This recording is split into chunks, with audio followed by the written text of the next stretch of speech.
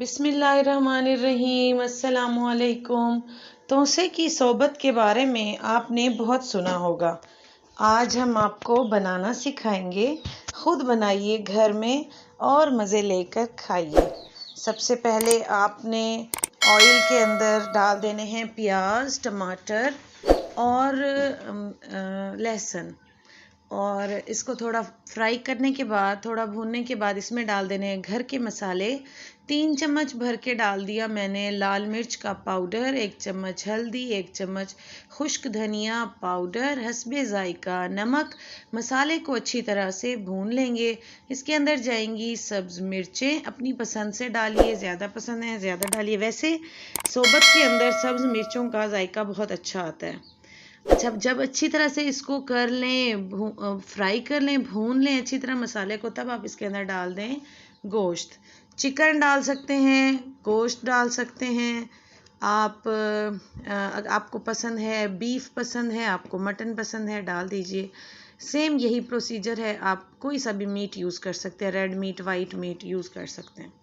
अच्छा, मैं चिकन से बना रही हूँ। अब मैंने डाल दिया इसके अंदर पूरा 1 पाव दही और अच्छी तरह से मसाले को भून लिया। मसाले को भूनने के बाद चिकन के अंदर अब खुशबू आने लग जाएगी और उसका कच्चापन ख़त्म हो जाएगा।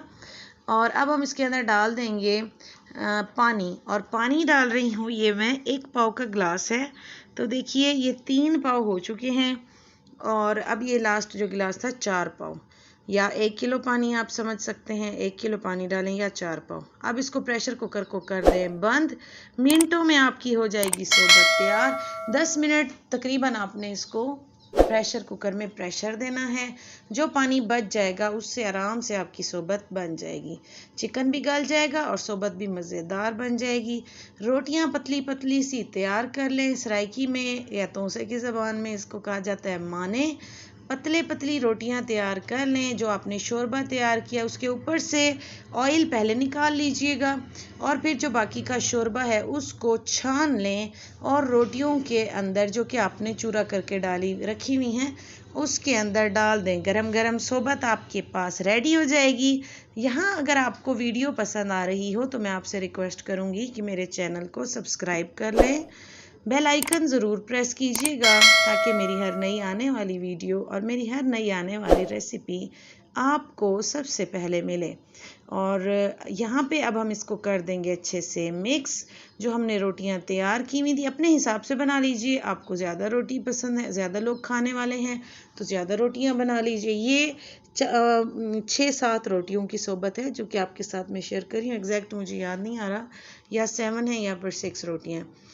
पतली पतली रोटियां हैं। इनके अंदर अब आपने इस तरह से चम्मच को हिलाना है और इसको अच्छी तरह से करना है मिक्स। आपकी सोबत हो जाएगी रेडी। रोटियां जो हैं वो सारा शोरबा अपने अंदर चूस लेंगी और इसको आपने जो है वो सर्व करने से पहले एक ट्रिक है आपके पास, और वो ट्रिक ये है, जो हमने ऑयल निकाला था वो ऑयल हम इसके ऊपर डाल देंगे ताकि हमारी सोबत की लुक अच्छी आए, इसकी शक्ल भी अच्छी हो जाए और इसका जायका भी बेहतरीन हो जाए। सोबत जब भी बनाई जाती है उसके ऊपर से ऑयल डाला जाता है। जैसे निहारी में, हलीम में हम ऊपर से ऑयल डाल देते हैं।